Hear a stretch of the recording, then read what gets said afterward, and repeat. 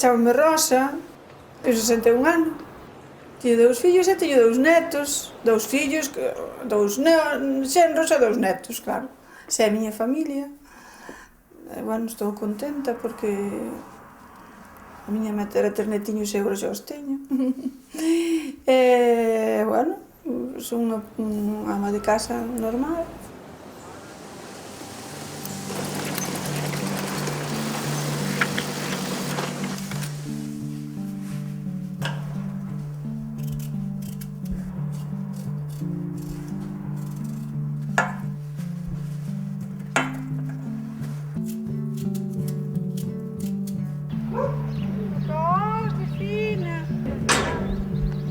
Vamos a ver, cocos de fina. Mira, ven que che collo. Mira, mira os cocos que están ali, mira. Ai.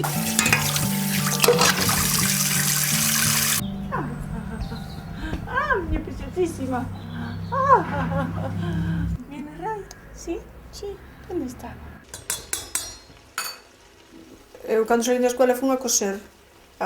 Fun a aprender a coser, porque miña nai tiña moito interés que eu fora unha modista, porque en aqueles tempos ser modista, pois se non tiñas uns estudios, se non ibas a estudiar, había que ir a Santiago, e os nosos medios non nos o permitían, nin eu tiña demasiado interés tampouco.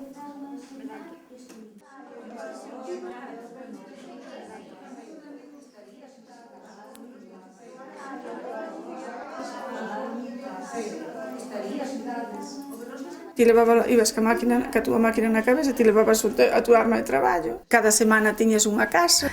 Eu ganaba 10 pesetas.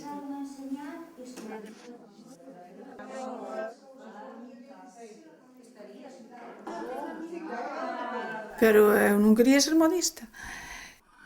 É que eu non dormía pola noite pensando que me darían outro día a facer en aquela casa. Chegou un momento que enfermei, fun ao médico e o médico, claro, dixolle a miña nai en que traballaba. Miña nai dixolle, era unha nena con 15 anos, e dixolle automáticamente que tiña que deixar o traballo.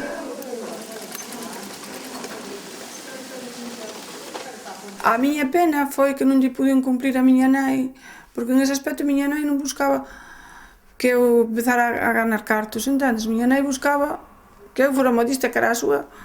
Era como ter hoxe un fillo, que che estudie un fillo unha carreira determinada, eso, para certos pais ter un fillo médico ou ter un fillo abogado. Para miña nai, a meta dela era que eu fora modista. Esta é unha danza. Ti deposito con Valentín. Me parece que non teño. Mira, no, pero deixa. Vamos a poñerlo no mesmo tono. Por iso, mira.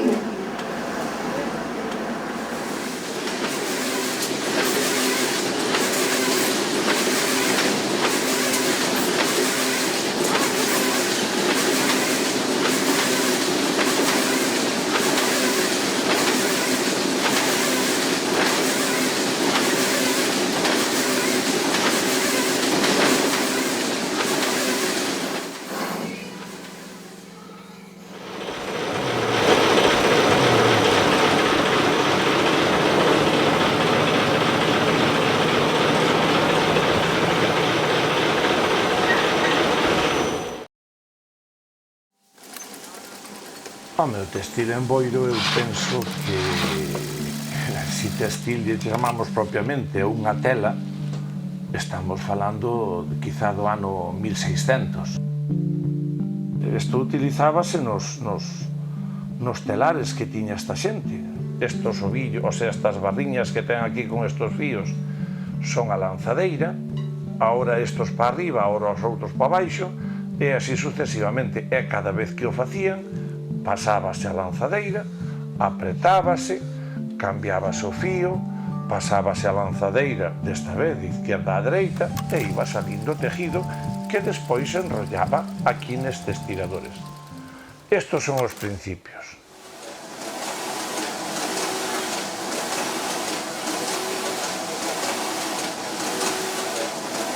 Alá polo 55, máis ou menos, debeu de ser, empezou a gran revolución. E quen empezou? Pois un señor que lle chaman Jesús Alonso Fernández, Este home empezou cunha maquiniña, despois outra, e terminou con un fabricón que ten hoxe aínda Gealfer.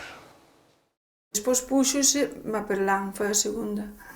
Despois púxose Permis. E despois púxose Madó. E chegou a haber 4 empresas que estaban en traballo a moita xente aquí en Boiro. Este é o antigo libro de matrícula de traballadores. E este é o libro de matrícula desta señora, Carmen Martínez Sánchez. A primeira que traballou nas máquinas en Boiro, a primeira fui eu. Por eso. E a min me enseñaron a señora de Vigo, unha chica de Vigo, a tejera de Jesús. Opereime ben, que vin ben, pero depois este, entrampallaban a vista deste. Claro. Moito teño escribido. Escribía o ancho das prendas nas máquinas.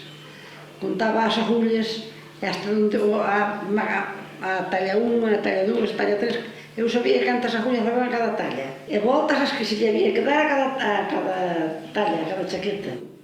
Eu aprendi un oficio de costureira. Anduve a coser polas casas de fora, cobraba 5 pesos. E despois, un día dime a señora Filomena, esa que te dai rapaza non anda polas casas de fora. Vai-te presentar os Jesús que ten falta de xente.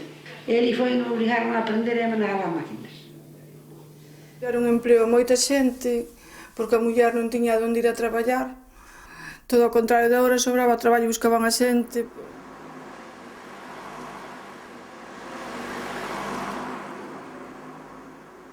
Entonces fun a desta xente que empezaba con a empresa esta, como a Perlán, e tuve un traballo dali a 8 días xa.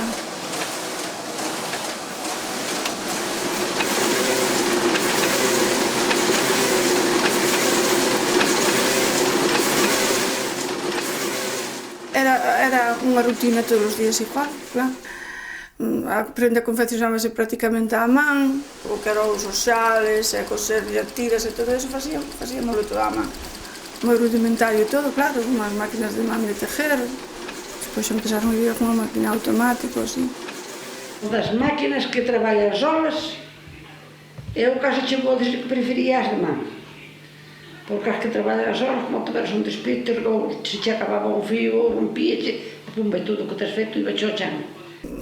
Moi rudimentario o que te dixía antes. Miras a chaqueta, e mirabas a chaqueta, e non os tiña que facer eu.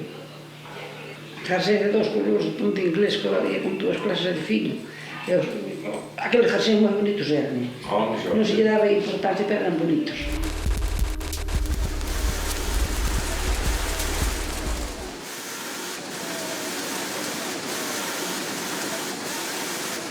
A mí que me enseñou a traballar foi a Rosa. Eu empecé con 15 anos. Ao principio íbamos no Celta, apiñados, ca xente que iba para traballar para Boiro, para Ribeira, para... Traballando sempre íbamos en grupo, por exemplo, nos daqui éramos 4 compañeiras que íbamos chamando polas portas. Era un compañerismo moi ben, porque de feito comíamos xuntas e faltábamos máis que a dormir. E depois eu tamén tuve unha amiga ali moi... Esa Teresa era simpatiquísima, era ela dunha tragedia facía unha risa. Eu entrei o día 2 de julio do ano 62 e iba a facer 16 anos. Entonces deronos 15 pesetas. Eu 10 pesetas con unha pandilla de amigos, pois comémolas de helado. E 5 pesetas fomos nos caballitos, toda a pandilla, que deron os caballitos que había que votar por eles. Hoxe a xente está máis espabilada que daquela, ou daquela empezábamos a traballar e íbamos con medo. Dios nos libre que hoxe se traballara o que se traballaba daquela. Pero hoxe non hai... Hoxe hai moito lumbago.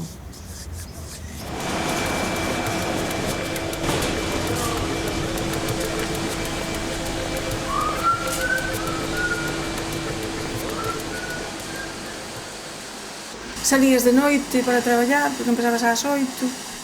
No inverno, viñas a comer, volvías para traballar ás 3 e volvías de noite outra vez. O sea que non vía o día máis que a hora de comer.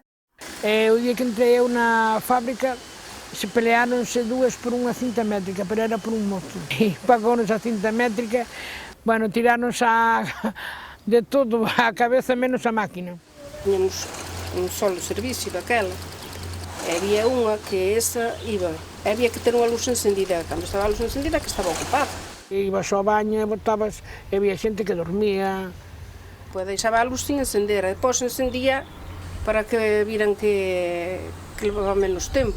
Cando viñas do baño botabas unha falada a cada plancha ou cada mesa. O jefe sempre acachaba, claro. Témoslo pasado en grande, xa o digo sinceramente, tamén temos levado os nosos irmãos, que nos teñen berrado, de verdad. Ahora que a nós tamén tiñanos que berrar indudablemente, senón aquilo sería un San Ramón.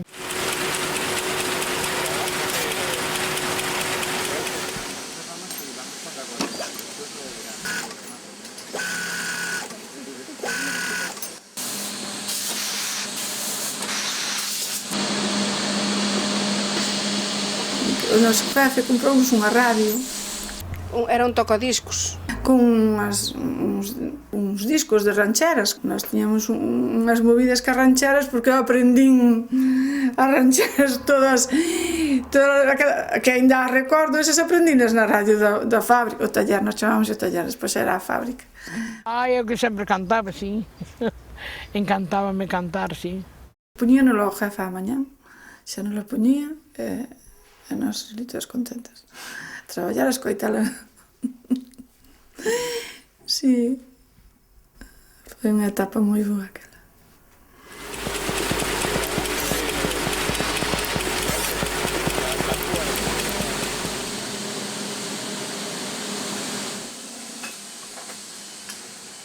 Sabes o que sí? Que tiñes moitas veces que traballar a unhas para outras, cubrilas. E que teño arreglado prendas, cantidad delas, sin saber o jefe, e metelas no medio da hora, bueno, eu creo que arreglei para tudo, era para tudo, para hasta padrón. Era unha maneira de traballar distinta, entendes? Oxe, eres nunha fábrica, o que dicimos sempre, é un número, eres un número, claro, estás cronometrada hasta, eu que sei, era outro ambiente.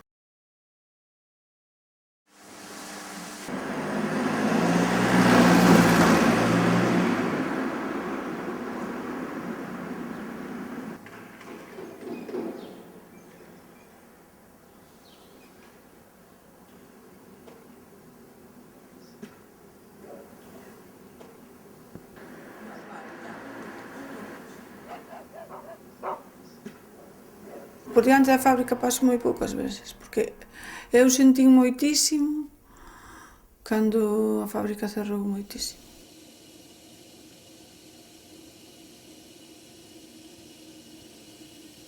A ver, eu sentíame na casa, na fábrica como na miña casa. Vivía máis horas na fábrica que na casa. De feito, botabas a parte da túa vida na fábrica. Despois caseime estando na fábrica, tuve uns fillos estando na fábrica, bueno, tuve unha maior. Moitos acontecimentos da miña vida pasaron estando na fábrica, entendes? Eu conservo todas as miñas amistades, mira os anos que pasaron, que tivemos, todas as que traballamos na fábrica, conservamos todas, ainda cando nos vemos, pasaron tantos anos, pero non te desvinculastes desa, entendes, desa amistad que tuvestes ali. Porque eran moitas horas que botaba xuntas, claro.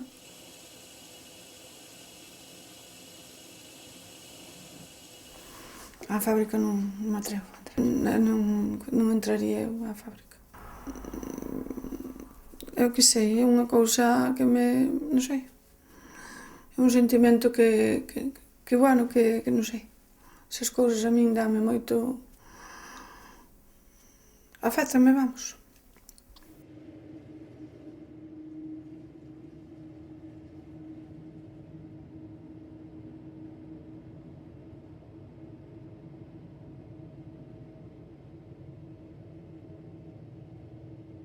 Puxe un anuncio no periódico que decía: señor, señora consumidor, si quiere evitar que el próximo parado sea usted o cualquier otro miembro de su familia, le sugerimos que cuando compre cualquier tipo de producto compruebe que está fabricado en España.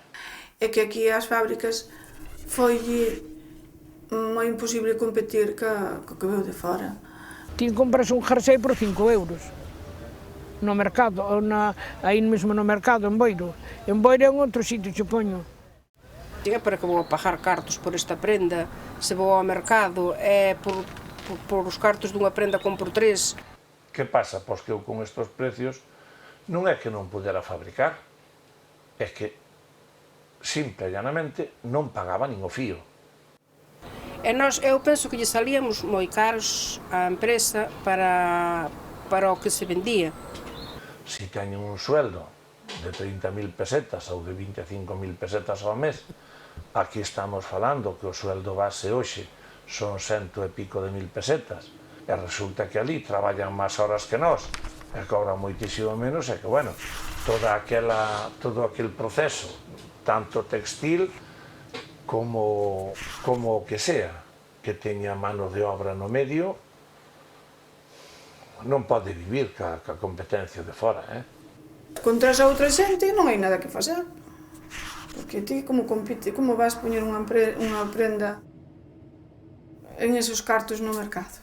Marchouse a xente a Marruecos a confeccionar, marchouse a xente directamente a China. Mantense Gealfer porque Gealfer ten a Roberto Berino, traballa para Adolfo Domínguez. Eu vin o cuchillo no pescozo. Ter que abandonar todo, malvender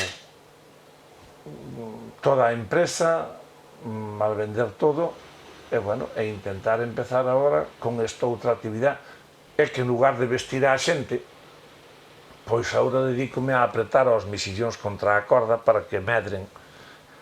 Isto, en dúas palabras, pois é o que pasou aquí no género de punto. Pero eu quero ter o recuerdo da fábrica tal como a conocí na fábrica. Non quero vela agora deteriorada, nin así. Ben, para mí foi moi grato traballar ali.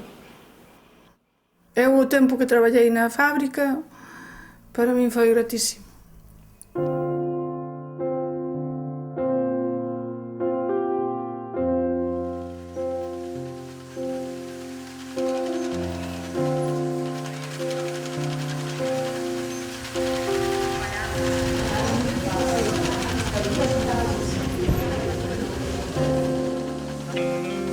Quedei embarazada do meu fillo e tive que deixar.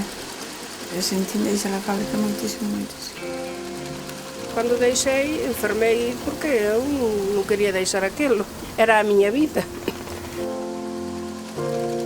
Chorei moitísimo o día que salín por razóns familiares, pero sí, eu creo que foi a mellor vida porque nós pasábamos máis vida no taller que na casa. Eu teño xente que conocín ali que conseguimos os contactos, que se nos casaron os fillos, que fomos á boda dos fillos. A ver, todo eso mantémolo, entendes? A veces, ainda cando paso por ali, agora non tanto, pero antes ainda me ten caído algunha lágrima, agora xa.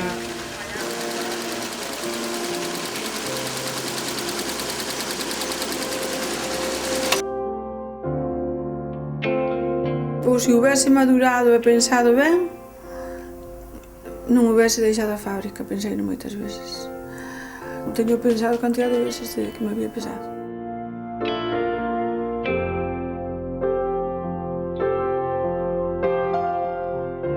Ese foi as miñas vivencias que tuve traballando e mentres fui un xoven, ainda despois de que me casei.